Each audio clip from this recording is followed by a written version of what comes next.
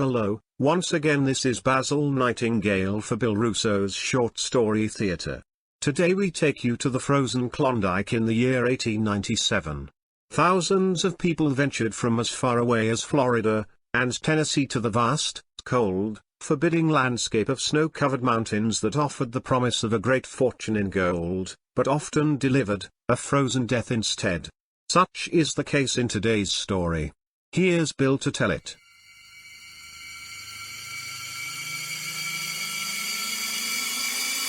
There are strange things done in the midnight sun by the men who toil for gold. The Arctic trails have their secret tales that would make your blood run cold.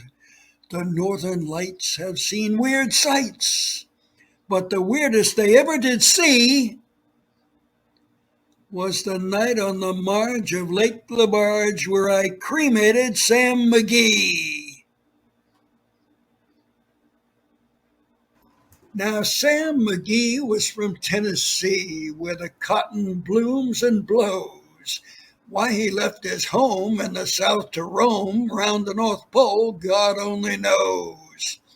He was always cold, but the land of gold seemed to hold him like a spell, though he'd often say in his lonely way that he'd sooner live in hell. On a Christmas day, we were mushing away over the Dawson Trail. Talk of your cold, through the parka's fold, it stabbed like a driven nail. If our eyes we'd close, then the lashes froze, till sometimes we couldn't see. It wasn't much fun, but the only one to whimper was Sam McGhee.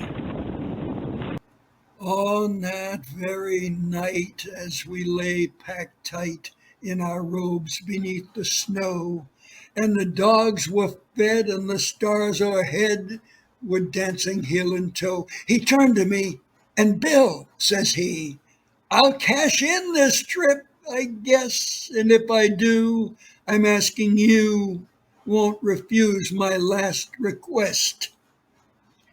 Well, he seemed so low that I couldn't say no. Then he says, with a sort of a moan, it's the cursed cold, and it's got right hold till I'm chilled clean through to the bone. Yet 'tain't being dead, it's my awful dread of the icy grave that pains. So I want you to swear that, foul or fair, you'll cremate my last remains.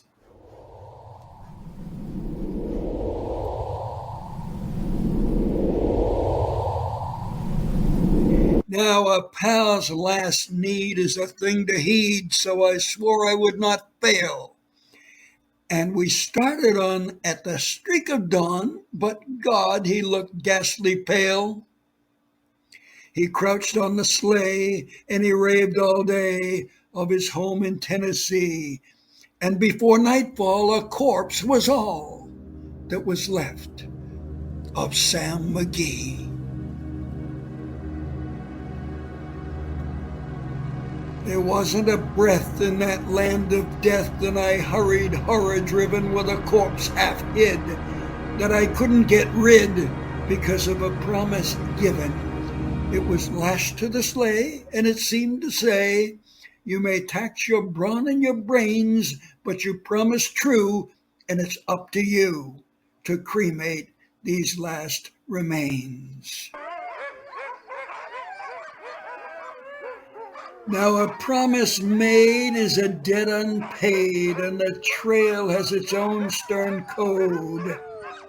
In the days to come, though my lips were numb, in my heart how I cursed that load.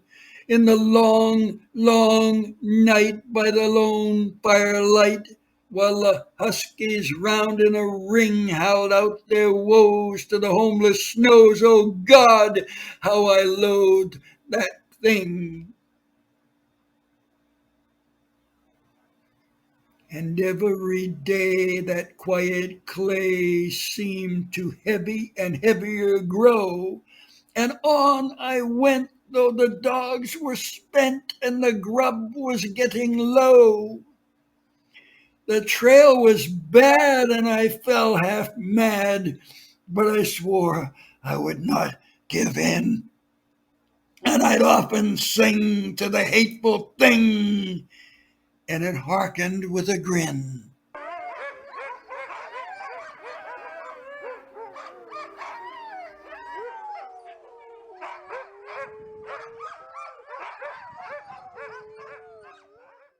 Till I came to the marge of Lake Labarge, and a derelict of a ship there lay. It was jammed in the ice, but I saw in a trice that it was called the Alice May. And I looked at it and thought a bit, and I looked at my frozen chum. Then, here, said I, with a sudden cry, is my crematorium. Some planks I tore from the cabin floor, and I lit the boiler fire.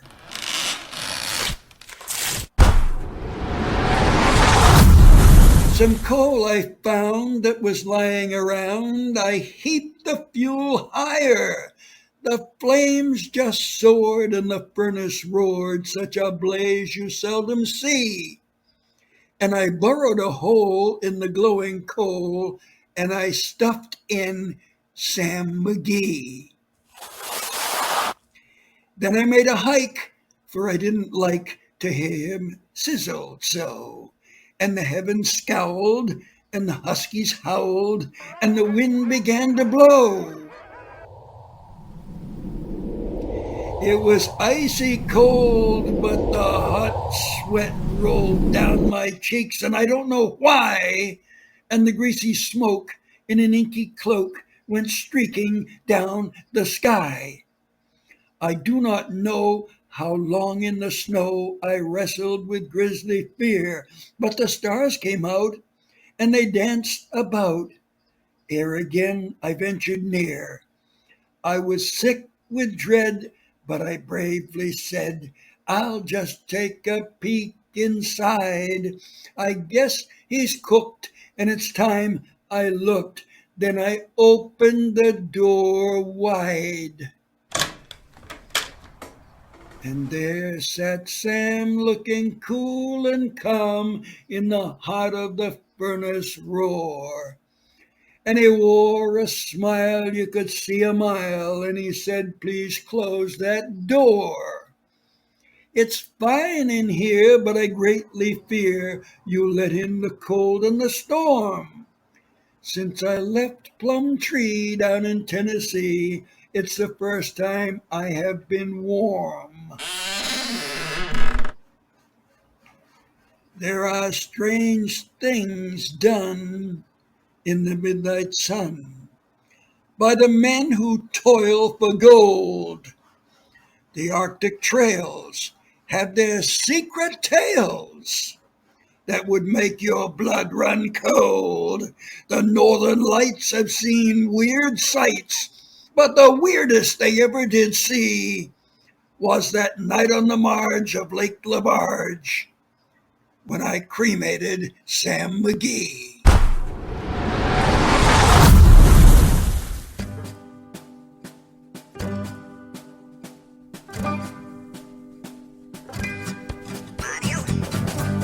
You have been listening to The Cremation of Dan McGhee. It was written by Robert W. Service, who lived the life of a pauper until he went to the Yukon in 1908, where he struck gold, about 20 years after the Great Gold Rush at White Horse in the Yukon. The gold that Service struck was from his poems, which were a sensation right from the start. He was panned by the critics, but he said he never claimed to be a great poet. He simply stated, I am not a poet. I write verse. This is Basil Nightingale speaking for our producer and director, Bill Russo.